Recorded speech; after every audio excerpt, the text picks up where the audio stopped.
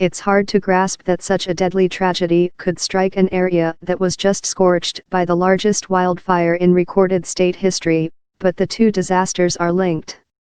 Here's what you should know about the crisis unfolding. Mudslides, referred to as debris flows by scientists, occur on hillsides and steep slopes when heavy rains pummel the soil, loosening and liquefying it into a fast-moving mud dragged down hillsides by gravity.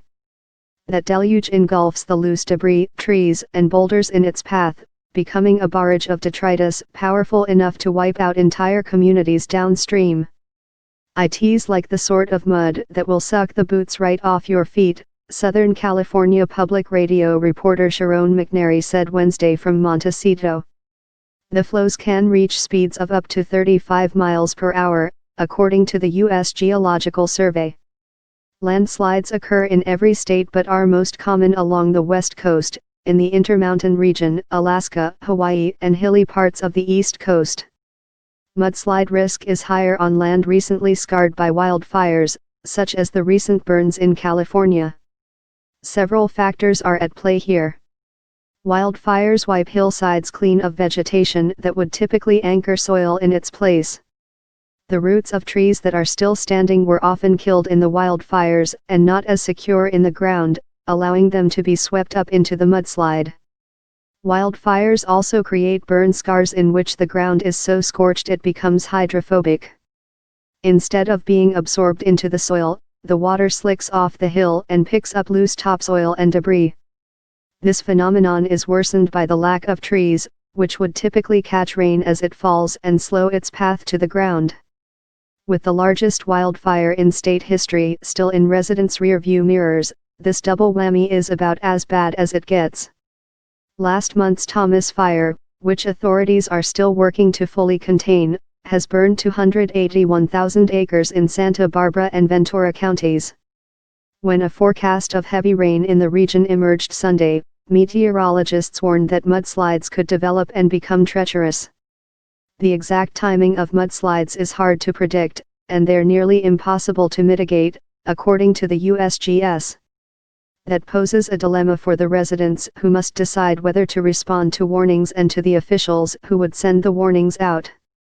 Many people in the mudslide's path had just returned home after being forced to evacuate during the fires.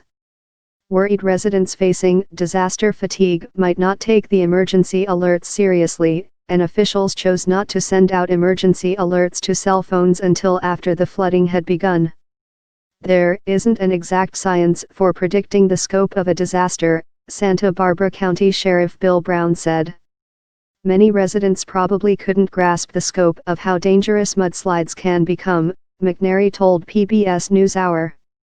You can be in a place that looks perfectly safe, that looks kind of flat, she said.